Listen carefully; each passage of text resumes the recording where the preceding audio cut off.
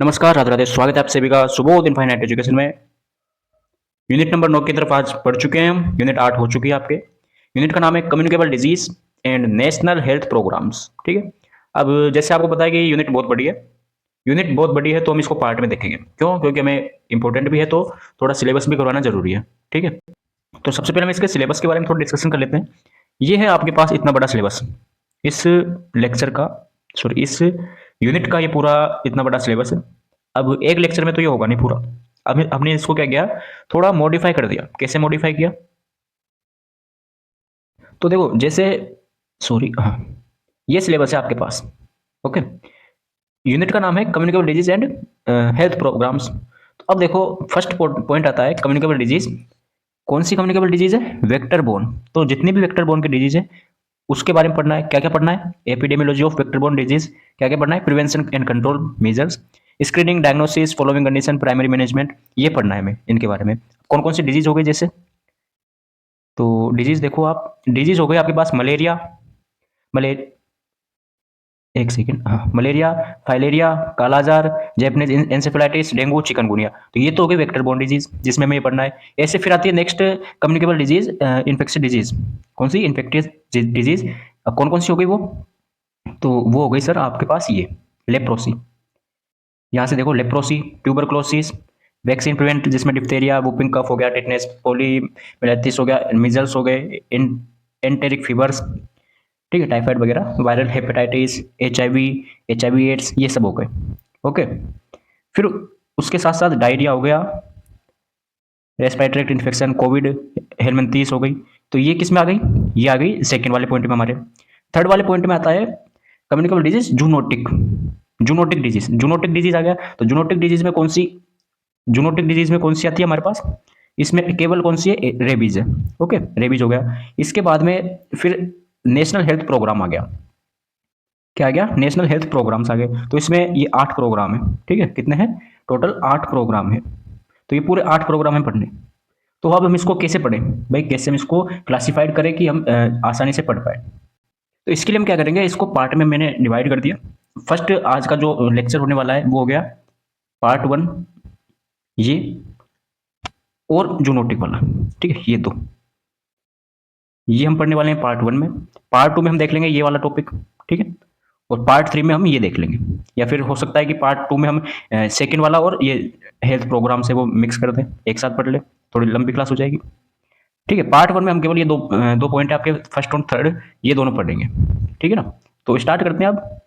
बहुत टाइम हो गया सिलेबस के चक्कर में, इतना टाइम होना ही नहीं चाहिए। तो देखो, पहले तो हम कम्युनिकेबल डिजीज होती क्या है, अब इसकी डेफिनेशन आप खुद लिखो कि कम्युनिकेबल डिजीज क्या होती है। आप सबको पता है कि जो कि एक पर्सन से दूसरे पर्सन में फैले। तो दिस टाइप ऑफ डिजीज लिख लीजिए, communicable disease, this type of disease should be transmitted from one person to another person. Okay, क्या कहा? Communicable disease should be transmitted from one person to another person, एक person से दूसरे person में फैलती है, वो डिजीज कहलाती है कम्युनिकेबल डिजीज। ये डेफिनेशन लिख लिया आपने? लिख ली। तो अब हम आज का स्टार्ट करते हैं। फर्स्ट आता है हमारे पास मलेरिया। मलेरिया बचपन से पढ़ते आ रहे हो मलेरिया के बारे में। मलेरिया किससे होता है? प्लाज्मोडियम है। पॉजिटिव एजेंट कौन सा हो गया? प्लाज्मोडियम पैरासाइट होता है, जो कि वेक्टर होता है एक। ठीक है, प्लाज्मोडियम पैरासाइट है, सॉरी वेक्टर नहीं, ये क्या है? पॉजिटिव एजेंट हो गया। अब इसके यहाँ पर ही हमने क्या, इसके 4 टाइप्स देख लिए। प्लाज्मोडियम पैरासाइट के 4 टाइप होते हैं, Plasmodium vivax, Plasmodium falciparum, Plasmodium malaria और प्लाज्मोडियम ओविया। ठीक है। अब सबसे अगर हम बात करें, सबसे ज्यादा मोर्टेलिटी किसकी है, अगर क्वेश्चन पूछ ले, मोस्ट कॉमन मोर्टेलिटी। ठीक है, मोर्टेलिटी क्या कहा? मोर्टेलिटी, ना कि मोर्बिडिटी। मोर्टेलिटी किसकी है? तो सबसे ज्यादा मोस्ट कॉमन है फेल्सिफेरम। इसके कारण मोस्ट कॉमन क्या है? मोर्टेलिटी सबसे ज्यादा इसके कारण होती है। पूछ ले most common morbidity, most common morbidity, तो वो आता है वाइवेक्स में। मोर्बिडिटी, ठीक है, मोर्बिडिटी वाइवेक्स के कारण, और मोर्टेलिटी फाल्सिफेरम के कारण होती है। ठीक है। अब आगे चलते हैं। ये तो हमने नॉर्मल बात कर ली। जो मलेरिया है, क्या है मलेरिया? ये किसके कारण होता है? एक मच्छर होता है जिसका नाम होता है फीमेल एनाफेलिस, मादा एनाफेलिस मच्छर के कारण ये फैलता है। और ये क्या करता है मच्छर, इस प्लाज्मोडियम जो भी पैरासाइट है वो इसके थ्रू ह्यूमन में जाता है। यहाँ तक बात कर ली। मोड ऑफ ट्रांसमिशन क्या होता है इसका? मोड ऑफ ट्रांसमिशन होता है इसका वेक्टर है, तो वेक्टर बोर्न इसका मोड ऑफ ट्रांसमिशन हो गया। वेक्टर बोर्न किस में आता है मोड ऑफ ट्रांसमिशन में? पिछली क्लास में देखा हमने, इनडायरेक्ट में आता है। ओके। इंक्यूबेशन पीरियड की बात करें, इंक्यूबेशन पीरियड क्या होता है? कि जब इन्फेक्शन हुआ और सिम्टम्स आए, उसके बीच का जो टाइम होता है सिम्टम्स आने तक का टाइम, वो होता है इंक्यूबेशन पीरियड। तो ये होता है 10 से 14 दिन। ठीक है, आगे चले। आगे आता है सिम्टम्स की बात। क्या आती है? सिम्टम्स। तो सिम्टम्स इसमें देखने को मिलता है सिम्टम्स की fever with chills and sweating. बुखार आएगा, फीवर आएगा, ठंड लग के, और पसीने आएंगे, हेडक हो गया, बॉडी पेन हो गया, वीकनेस हो गई। इन सीवियर केसेस, अगर कुछ ज़्यादा सीवियर केस हो तो उसमें क्या होगा? एनीमिया हो सकता है, जॉइंटिस हो सकता है, कोमा हो सकता है। कोमा किसके कारण होता है? ये फाल्सिफेरम के कारण। किसके कारण? प्लाज्मोडियम फेल्सीफेरम के कारण। प्लाज्मोडियम फेल्सीफेरम के कारण। अभी मैंने फेल्सीफेरम में क्या बताया? मोर्टेलिटी, सबसे ज़्यादा मोर्टेलिटी फेल्सीफेरम के कारण हो गई। अब डायग्नोसिस की बात करें, यहाँ डायग्नोसिस मैंने खाली छोड़ रखा है। तो डायग्नोसिस में लिखो आप, एक तो डायग्नोसिस होता है इसका मलेरिया एंटीजन टेस्ट। ठीक है, मलेरिया एंटीजन टेस्ट हो गया। सेकंड डायग्नोसिस होता है इसका स्लाइड टेस्ट। क्या होता है? Slide test. ओके, अब जो मलेरिया एंटीजन टेस्ट है इसको तो हटाओ आप, ये तो हो गया। अब जो स्लाइड टेस्ट होता है, क्या होता है? Slide test. स्लाइड टेस्ट कैसे करते हैं? जैसे हमारे पास एक हुई स्लाइड, ठीक है, इसके दोनों साइड हमने ब्लड लिया, ब्लड लेके एक तो हमने एक साइड ले लिया और दूसरी साइड हमने इसे सर्कुलर ब्लड ले लिया। ठीक है, इस टाइप से हमने ब्लड को अरेंज कर लिया। अब जो ये वाली साइट है आपकी, सर्कुलर वाली, सर्कल वाली जो साइट है, ये क्या होता है? ये बताती है नेम ऑफ स्पीसीज की, कौन सा स्पीसीज, कौन सी स्पीसीज की मलेरिया है। अभी 4 स्पीसीज पढ़े हमने टाइप में, मतलब तो वो बताती है। जबकि जो इधर वाला है, इधर वाला पोर्शन है, ये बताता है नंबर ऑफ स्पीसीज कि कितने नंबर है, स्पीसीज के कितने नंबर है, और ये बताता है नेम ऑफ स्पीसीज। ओके, ये हो गया स्लाइड टेस्ट। ट्रीटमेंट क्या करें? तो ट्रीटमेंट के लिए फर्स्ट ऑफ द ऑल हम सिम्टोमेटिक ट्रीटमेंट दे देंगे। सिम्टोमेटिक ट्रीटमेंट दे देंगे। अगर ये भी ना हो तो इस एंटी मलेरिया ड्रग्स होती है। एंटी मलेरिया ड्रग्स हो गई क्लोरोक्विन, आर्टिसनेट और प्राइमाक्विन। ठीक है, अगर एंटीबायोटिक की बात करें तो डॉक्सीसाइक्लिन आ सकता है। क्या सकता है? डॉक्सीसाइक्लिन, जो कि प्रोफाइलेक्सिस का काम करती है। क्या करती है? प्रोफाइलेक्सिस, मतलब कि उससे बचाने का काम करती है। Adequate rest and fluid. ठीक है, इसके साथ साथ हम एडिक्वेट पेशेंट को रेस्ट दो और फ्लूइड चढ़ाओ। अब एक बात और है, सुनो, जो एंटी मलेरिया ड्रग्स है, ये एंटी मलेरिया ड्रग्स है, जो मैं बोल रहा हूँ वो लिख लिया हो, लिख लेना आप, क्योंकि कुछ पॉइंट्स ऐसे जो मैंने इसमें नोट्स में लिखा ही नहीं है, बोल रहा हूँ वो सुनो और लिखो। कि जो एंटी मलेरिया ड्रग्स है, ये 3 ड्रग्स हो गई, ये क्या है? हाइपोग्लाइसेमिया करती है। इनके कारण क्या होता है? हाइपोग्लाइसेमिया, मतलब कि ग्लूकोज का अमाउंट कम होता है। तो इसके साथ साथ हम कह देंगे it given with glucose diet, इनके साथ साथ ग्लूकोज की डाइट प्रोवाइड करते हैं। ठीक है, नोट डाउन कर ले, नोट लगा के लिख लीजिए। ठीक है, आगे चलिए हम।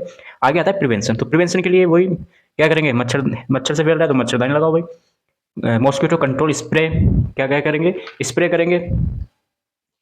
रिमूविंग, जो भी पानी वगैरह भरा हुआ है उसको खाली कर देंगे। यूज मॉस्किटो नेट्स, कोयल्स हो गया, ठीक है, ऑल आउट वगैरह, गुड नाइट वगैरह spray. Early diagnosis in treatment, जितना जल्दी हो सके उतना जल्दी डायग्नोसिस करो। ठीक है, अब किसका स्प्रे करेंगे? तो हम करेंगे डीडीटी का, डीडीटी का स्प्रे करेंगे। ठीक है, यहाँ तक आपको कोई प्रॉब्लम नहीं है? आगे चले, इसका जो भी प्रोग्राम है, ठीक है, जो हम सब एक साथ पढ़ेंगे लास्ट में, बताया मैंने, अभी आपको डिस्कशन किया। नेक्स्ट डिजीज आती है आपके पास काला आजार। काला आजार, नाम सुना सुना नहीं लग रहा आपको? बिल्कुल नहीं लगेगा, लेकिन अब लगेगा। क्या है डिजीज का नाम? काला आजार। काला आजार क्या है? किसके कारण होता है? पॉजिटिव एजेंट क्या है? तो पॉजिटिव एजेंट है लेशमानिया, लेशमानियासिस। ठीक है, इसको किसके कारण होता है? लेशमानिया डोनोवानी के कारण ये होता है। इसलिए काला आजार को एक और नाम दे दिया हमने, क्या? लेशमानियासिस। क्या दे दिया? लेशमानियासिस भी इसको बोलते हैं। इसी के साथ साथ हम इसको बोलते हैं ब्लैक सिकनेस। लेशमानियासिस और ब्लैक सिकनेस भी इसको बोलते हैं। क्यों बोलते हैं ब्लैक सिकनेस? आगे देखेंगे अभी हम। अब इसका वेक्टर क्या है? वेक्टर बोर्न डिजीज है पूरी। तो वेक्टर क्या है? Sand fly. सेंड फ्लाई के थ्रू ये फैलता है। फर्स्ट देख लिया वो किसके, मलेरिया किसके कारण था? फीमेल मॉस्किटो, एनाफिलिस मॉस्किटो, ये है सेंड फ्लाई के कारण। अब सेंड फ्लाई में भी कौन सी सेंड फ्लाई, नाम बताओ सर? तो नाम आता है प्लेबोटोमस, प्लेबोटोमस, क्या है? बोलो, प्लेबोटोमस अर्जेंटिपस। ठीक है, अब अगर आपको ये याद नहीं रखना है तो आप केवल इसका प्लेबोटोमस सेंट फ्लाई भी नाम याद रख सकते हो। ठीक है, आगे देखते हैं अपन। Mode of transmission vector borne हो गया। इंक्यूबेशन कितना हो गया? 2 से 6 महीने हो गए। आगे चलते हैं, सिम्टम्स की बात कर लेते हैं। तो सिम्टम्स में आता है एक तो इसका लॉन्ग लास्टिंग फीवर। क्या हो गया? लंबे टाइम के लिए फीवर रहता है। वेट लॉस हो जाता है। Enlargement of spleen and liver, enlargement of spleen and liver. क्यों ऐसा क्यों होता है? अभी बताया कि ब्लैक सिकनेस क्यों बोलते हैं, क्यों बोलते हैं ऐसा क्यों होता है ब्लैक सिकनेस में? तो ब्लैक सिकनेस में क्या हो जाता है? इस डिजीज में डार्कनिंग ऑफ स्किन, स्किन का कलर कैसा हो जाता है, डार्क हो जाता है, डार्कनिंग, बॉडी है वो बिल्कुल डल हो जाती है, क्या हो जाती है, बॉडी डल हो जाती है, एक तरीके से पूरी स्किन है डार्क, बिल्कुल बोल सकते हैं डार्क हो जाती है, फिर ब्लैक बोल सकते हैं, ठीक, इसलिए हम इसको ब्लैक फीवर बोलते हैं या ब्लैक सिकनेस बोलते हैं डिजीज को। और क्या होता है इसमें, वीकनेस एंड एनीमिया होता है। डायग्नोसिस के लिए हम क्या करते हैं, डायग्नोसिस के लिए होता है एल्डिहाइड टेस्ट, क्या होता है, एल्डिहाइड टेस्ट, ठीक है। ट्रीटमेंट की बात करते हैं, ट्रीटमेंट के लिए ड्रग ऑफ चॉइस क्या है इस डिजीज की, ड्रग ऑफ चॉइस क्या है, तो इसकी ड्रग ऑफ चॉइस है, वैसे तो हम सिम्टोमेटिक ट्रीटमेंट कर सकते हैं, इसका सिम्टोमेटिक ट्रीटमेंट क्या गया कि इसमें लॉन्ग लास्टिंग फीवर है तो फीवर की अपन मेडिसिन वगैरह दे सकते हैं, तो सिम्टोमेटिक ट्रीटमेंट हो गया। लेकिन सेकंड आता है ड्रग ऑफ चॉइस, तो ड्रग ऑफ चॉइस में आता है लिपोसोमल, क्या है, लिपोसोमल या लाइफोसोमल एम्फोटेरेसिन बी, लाइफोसोमल एम्फोटेरेसिन बी, ये इसकी ड्रग ऑफ चॉइस हो गई। ओके, इसके साथ साथ न्यूट्रिस डाइट एंड रेस्ट के लिए हम बोल सकते हैं पेशेंट को कि भाई अच्छी डाइट ले और रेस्ट वगैरह करे। कंट्रोल ऑफ सैंड फ्लाइज, जो भी वो सैंड फ्लाई के कारण ये फैल रहा है, ठीक है, सैंड फ्लाई क्या है अभी देख लिया हमने मोड ऑफ ट्रांसमिशन में कि सैंड फ्लाई के कारण होता है, वो तो किसके कारण था, मतलब वेक्टर हो गया सैंड फ्लाई, मादा एनाफिलिस मॉस्किटोस के कारण, और ये सैंड फ्लाइज के कारण होता है, तो उसके लिए स्प्रे करो। स्प्रे किसका करेंगे, वही स्प्रे डीडीटी का करेंगे हम, किसका स्प्रे, डीडीटी का स्प्रे करेंगे।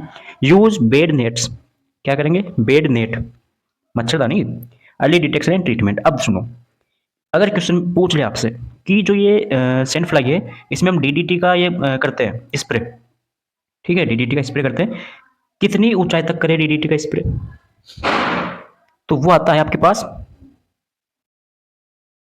6 फीट तक, अपनी जो जमीन है, ठीक है, फ्लोर है, फ्लोर से 6 फीट तक हम इसको डीडीटी का स्प्रे कर देते हैं। क्यों, क्योंकि अब ये पाया कहाँ पे जाता है, जो आपकी ये है दीवार, दीवार है, उनके जो क्रैक्स होते हैं दीवार में, जो दरारें पाई जाती है उसमें पाया जाता है, ठीक है, जो हम पेंट करते हैं, पुताई मतलब पेंट करते हैं दीवारों पर, कलर पेंट है, पुरानी कलर पेंट है, उनमें पाया जाता है, ट्रीज हो गए, पेड़ पौधे हो गए, उनमें ये मिलता है, कौन सा, ये सेंड फ्लाई, तो सेंड फ्लाई है, 6 फीट तक हम इसको पाया जाता है, ये घर की जो क्रैकल्स है, क्रैक से वॉल उनके 6 फीट तक ये पाया जाता है, तो वहां तक हम इसका डीडीटी का स्प्रे कर देंगे, ठीक है।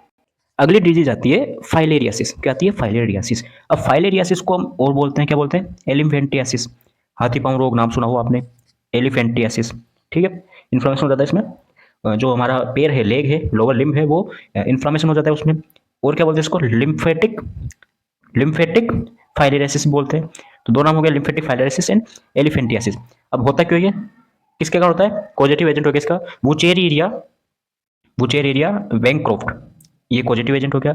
वेक्टर की बात कर लेते हैं, उसमें सेंट फ्लाई था, और उससे पहले क्या था, मॉस्किटो था, फीमेल एनाफिलिस। इसमें क्या है, क्यूलेक्स मॉस्किटो, क्या है, क्यूलेक्स मॉस्किटो। इंक्यूबेशन पीरियड की बात कर ले तो 8 से 16 महीने, 8 से 16 महीने इसका इंक्यूबेशन पीरियड हो गया। एमओटी, मोड ऑफ ट्रांसमिशन की बात करते हैं, वेक्टर बोर्न ट्रांसमिशन हो गया। वेक्टर कौन सा है, क्यूलेक्स मॉस्किटो, ठीक है। आगे चले, बिल्कुल सर, चलो आगे आता है सिम्टम्स की बात। सिम्टम्स हो गए, swelling of legs, swelling of legs, scrotum, breast, ठीक है, कहाँ कहाँ पे हो गई, स्वेलिंग ऑफ लेग्स, लेग्स में, स्क्रोटम में, ब्रेस्ट में, और वल्वा वेजाइना साथ में जोड़ लो आप। एलिफेंट लाइक, कैसा स्वेलिंग हो जाता है, बिल्कुल एलिफेंट लाइक हो जाता है। मेनली अफेक्ट कौन होता है, मेनली अफेक्ट होता है लेग, लोअर लिम्ब है वो ज़्यादा मोस्ट कॉमन अफेक्ट होता है। फीवर हो गया, पेन हो गया, thickening of skin, disability in severe case, severe cases में डिफिकल्ट डिसेबिलिटी आ जाती है, क्यों, क्योंकि जब पैर बिल्कुल एलिफेंट की तरह हो गया तो चलने में दिक्कत आएगी। वेट गेन होगा, वेट गेन होगा, एक्यूमुलेशन ऑफ फ्लूइड हो जाएगा, पैरों में एक्यूमुलेशन हो जाएगा, नोचा वोमिटिंग हो गया। डायग्नोसिस के लिए क्या होता है, डायग्नोसिस के लिए हम करते हैं ब्लड स्मीयर टेस्ट, क्या करते हैं, ब्लड स्मीयर टेस्ट करते हैं। आगे चलते हैं ट्रीटमेंट के लिए, तो अब इनका करा देते हैं ट्रीटमेंट। ट्रीटमेंट कराएंगे तो ड्रग ऑफ चॉइस क्या हो गई, ड्रग ऑफ चॉइस हो गई DEC, di ethyl carbamazine, carbamazine, di ethyl carbamazine, ठीक है। कितनी डोज देते हैं, 6 mg/kg बॉडी वेट के अकॉर्डिंग इसके देते हैं, डेली देना है, 12 दिन तक देना है, ठीक है। इसके साथ साथ अपन इसको एल्बेंडाजोल भी दे सकते हैं, कृमि या वर्म के लिए, वार्म के लिए। प्रॉपर हैंड हाइजीन करनी है, प्रॉपर हाइजीन रखनी है, और जो लिम्ब अफेक्ट हुआ है उसकी केयर करनी है। अब प्रिवेंस, ये आ गया प्रिवेंट, ये तो हो गया ट्रीटमेंट, ये हो गया प्रिवेंशन। मॉस्किटो कंट्रोल, वो स्प्रे, पानी भरा हुआ है तो साफ करो। Use of bed nets, mass drug administration, जहाँ पर भी हुआ है, एंडेमिक एयर है, एरिया है, सॉरी एंडेमिक एरिया है, एंडेमिक पेंडेमिक वगैरह हमने बात कर ली थी, जो भी एंडेमिक एरिया है उसमें हम मास ड्रग एडमिनिस्ट्रेशन देंगे। मास ड्रग एडमिनिस्ट्रेशन मतलब कि जितने भी ज़्यादा पॉपुलेशन है, जितना हो सके उतना हम ड्रग पर उनको प्रोवाइड करेंगे। वंस ए ईयर, ठीक है, एक साल में एक बार तो करवाओ आप।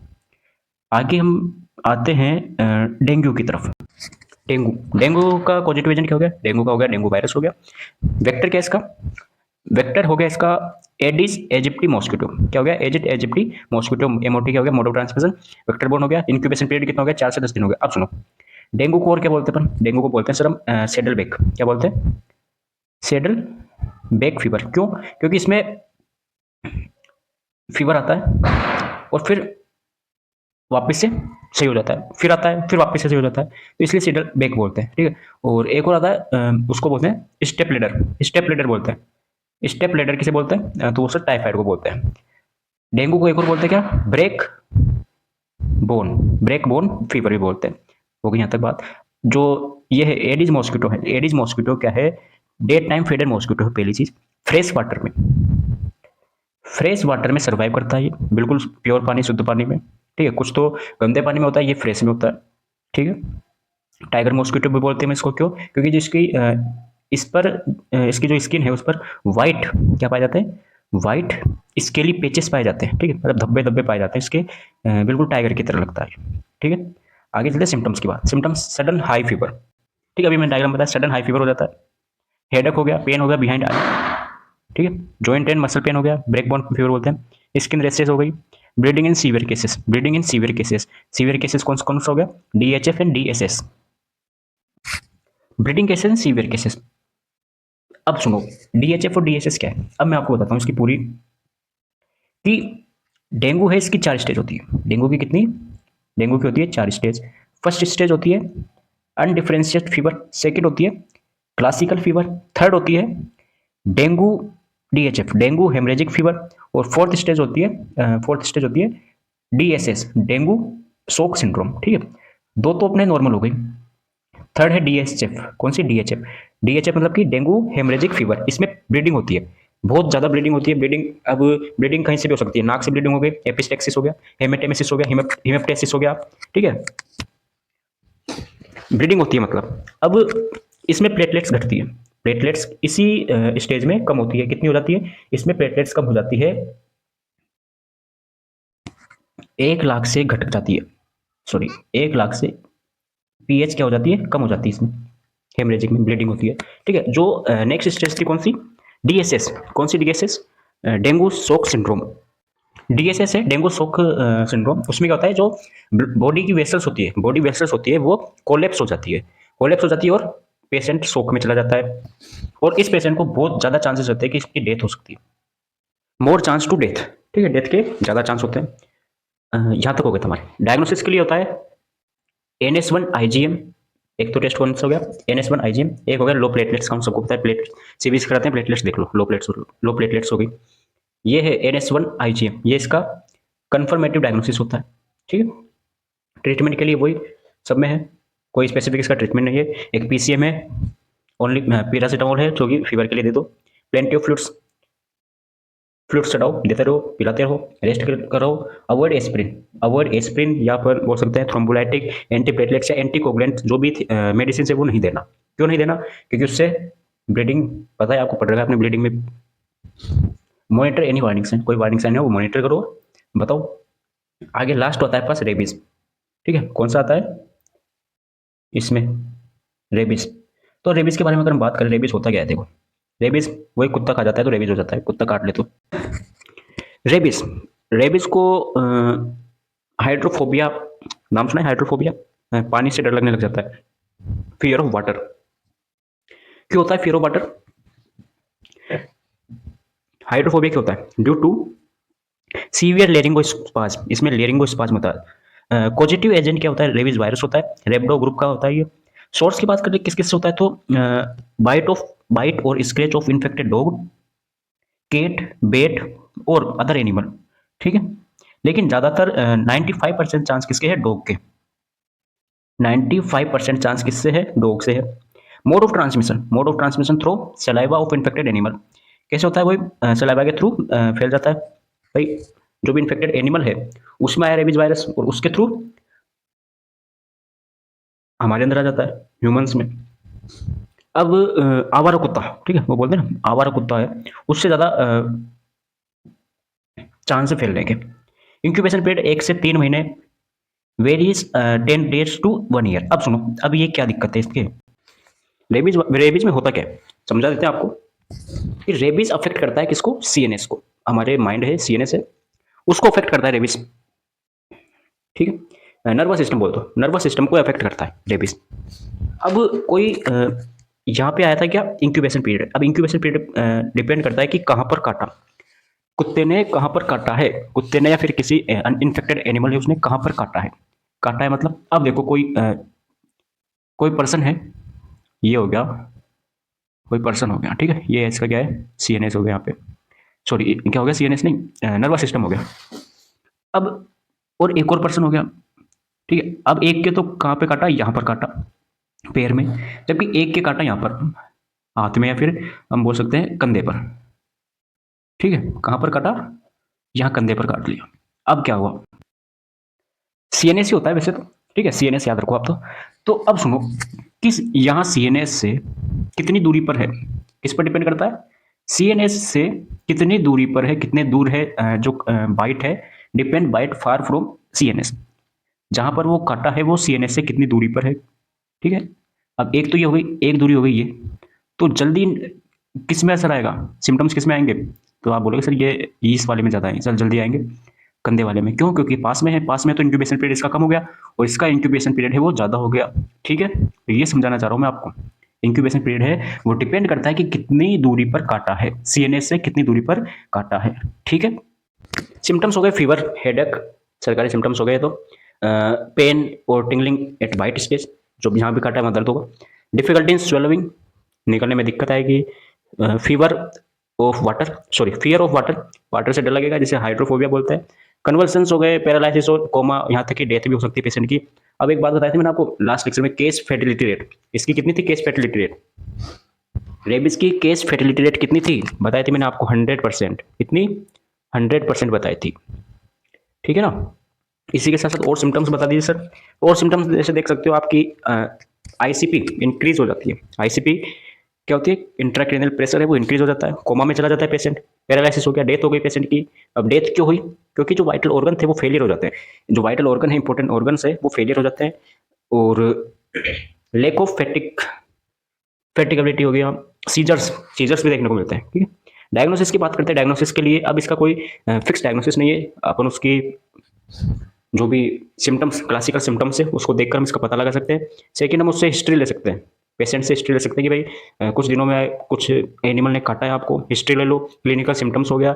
अगर आप कन्फर्मेटिव डायग्नोसिस की अगर बात करें तो वो होता है मरने के बाद में, diagnosis only possible in postmortem, जब मर जाता है उसके बाद में हम उसको कंफर्म कर सकते हैं कि हाँ भाई इसने कुत्ते को काटा है, कुत्ते ने इसको काटा है। ठीक है, पोस्टमार्टम में ये पॉसिबल है। ट्रीटमेंट क्या करें, तो ट्रीटमेंट के लिए हम सबसे पहले तो अगर किसी जगह काट लिया है, तो हम क्या करेंगे, वॉश वॉश वुंड इमीडिएटली, जहां भी काटा है वहां पे साफ करो, किससे, साबुन से और पानी से। अप्लाई एंटीसेप्टिक, एंटीसेप्टिक अप्लाई करो, स्प्रिट हो गया या पोविडोन आयोडीन हो गया, ये अप्लाई करो वहां पर। गिव एंटी रेबीज वैक्सीन, इसे बोलते हैं एआरवी। ठीक है, एआरवी लगाओ, टिटनेस लगाओ अगर नहीं लगा हो, ठीक है, टिटनेस नहीं लगाया तो टिटनेस लगाओ। रेबीज रेबीज इम्यूनोग्लोबुलिन या RIG for severe bites, category third. अब सुनो, एआरवी तो हो गया, एक होता है एआरएस। एआरएस क्या है, ये जो बात बताई ना यहाँ पे आरआईजी इम्यूनोग्लोबुलिन, वही होता है एआरएस। एआरएस क्या है, एंटी रेबीज सीरम, इम्यूनोग्लोबुलिन होता है ये। अब इसकी यहाँ पे आई कैटेगरी थर्ड, तो इसकी क्या है, 3 कैटेगरी होती है, 3 कैटेगरी हम बोल सकते हैं, 3 क्लास होती है। कौन कौन सी, फर्स्ट क्लास होगी, ऐसे नाम दे रखा है कैटेगरी फर्स्ट, कैटेगरी फर्स्ट, तो कैटेगरी फर्स्ट होगी, एक होगी कैटेगरी सेकंड, एक होगी कैटेगरी थर्ड, ऐसे 3 कैटेगरी होती है इसकी। तो कैटेगरी फर्स्ट है, तो इसमें जैसे कि कोई अफेक्टेड या इन्फेक्टेड एनिमल है, इन्फेक्टेड एनिमल है, उसके हमने कोई प्रोडक्ट यूज ले लिया, ठीक है, जैसे मिल्क हो गया, इसका यूज ले लिया हमने, तो क्या करें, वो आता है कैटेगरी फर्स्ट में। मान लीजिए कोई इन्फेक्टेड पर्सन है, सॉरी इन्फेक्टेड एनिमल है, उसका मिल्क है या फिर कोई भी प्रोडक्ट है उसका जो हमने यूज ले लिया, मिल्क है जो हमने पी लिया, चलो मान लीजिए, तो क्या होगा सर, कोई होगा या नहीं होगा, तो वो होगा कैटेगरी फर्स्ट में आएगा वो, और उसके लिए हम ट्रीटमेंट में कोई नो ट्रीटमेंट, ट्रीटमेंट जरूरी नहीं है, no treatment, no need to treatment. ठीक है, फिर आता है कैटेगरी सेकंड की बात। कैटेगरी सेकंड में जैसे कोई मान लीजिए डॉग है, कुत्ता है, काट लिया उसने, काट लिया लिटिल बाइट, छोटा सा काटा है, ठीक है।